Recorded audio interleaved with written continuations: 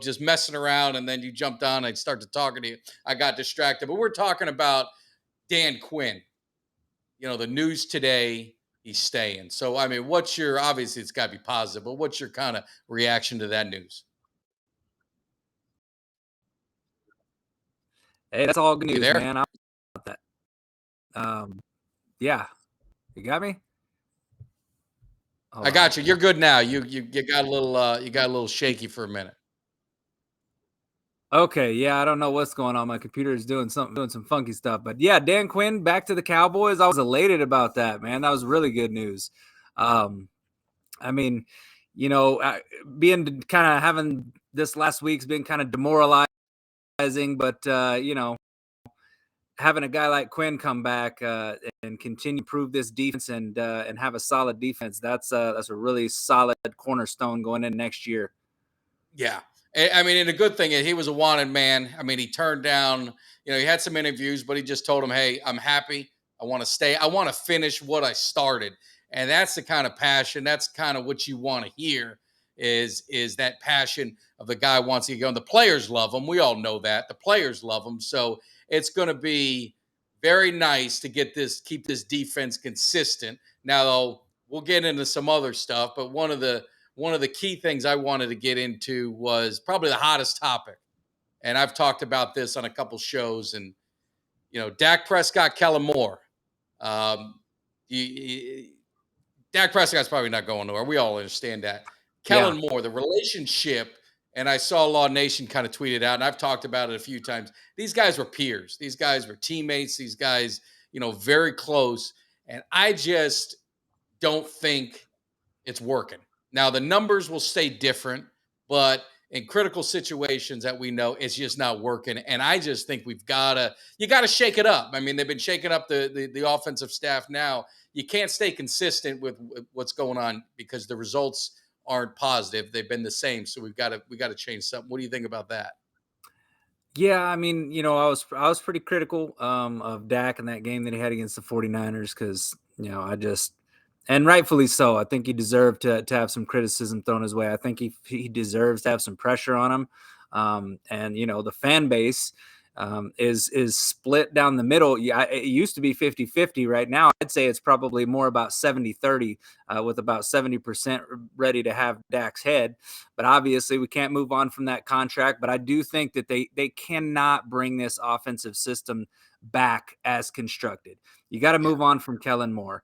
You just have to. You got to bring somebody in that can do so. And when I look at things like so, Dak has talent. There is no doubt in my mind he's a talented guy. He's got all God-given abilities to go out there and be a great quarterback. He does. I believe that. I don't think Kellen Moore does him a whole lot of favors.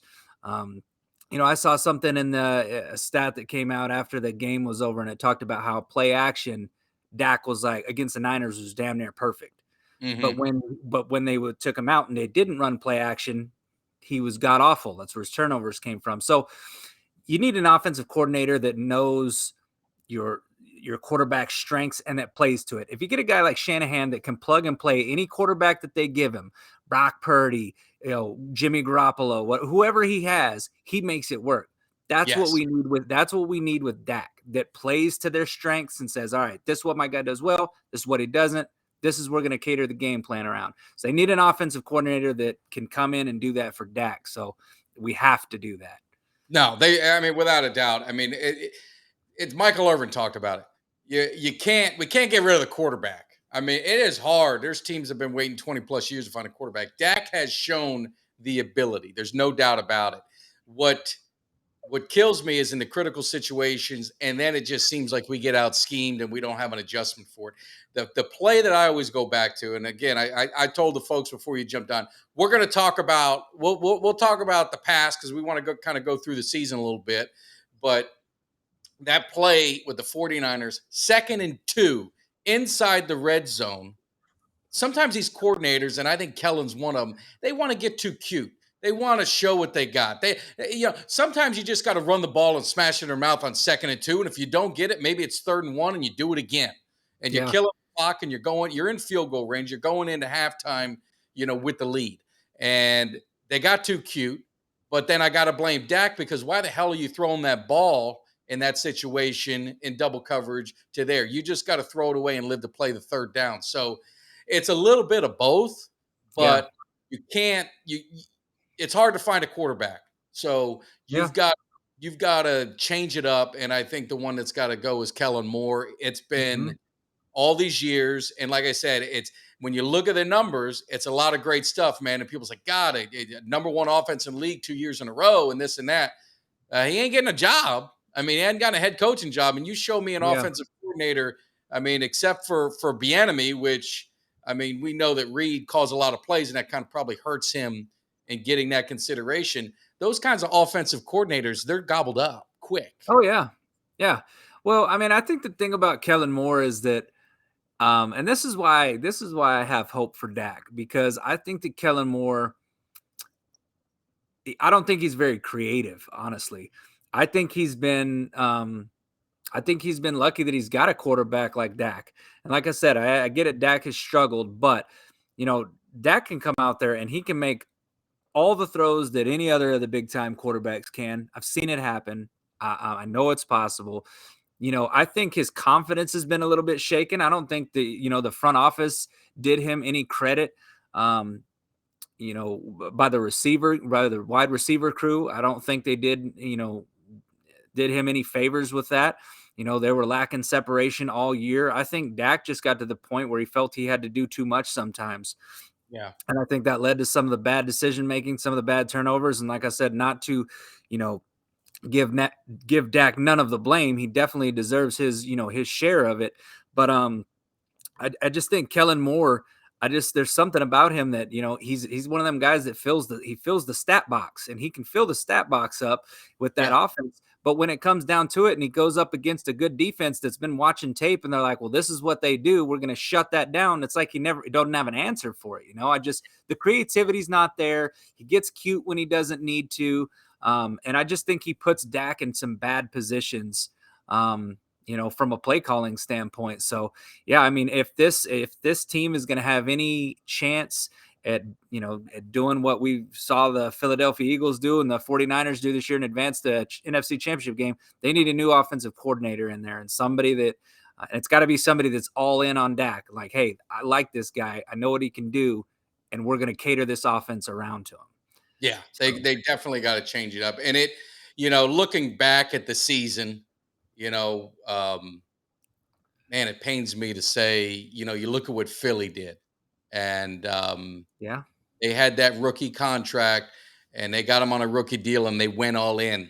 Man, they went all in, and it's so right now we'll see. We'll see what happens Sunday, but right now it's paid dividends. And I always yeah, go back to those years with Dak when you had him on that rookie deal, and that's where I got to give a lot of blame and a lot of hate towards Jones is they didn't do it.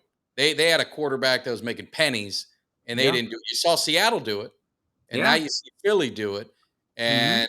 And Micah Parsons got some heat, and for a comment he made, and they maybe they want to twist it. I want to get your opinion to see what you think, but he said 3 of the 4 quarterbacks that are in the championship game are on rookie deals. And a lot of people took that as a shot at Dak, saying basically when you pay your quarterback, you're not able to get the pieces around.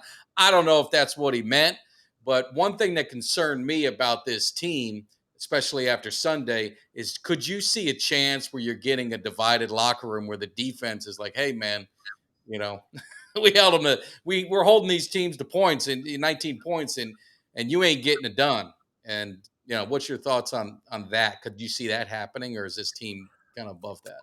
Yeah, I mean, I would hope that they would be above that, but the thing is that if you keep ending up in the same spot, and the one constant is that your quarterback is playing bad in these big moments, which, let's face it, last year against San Francisco, he did not play a good game. This year against San Francisco, again, he did not play a good game.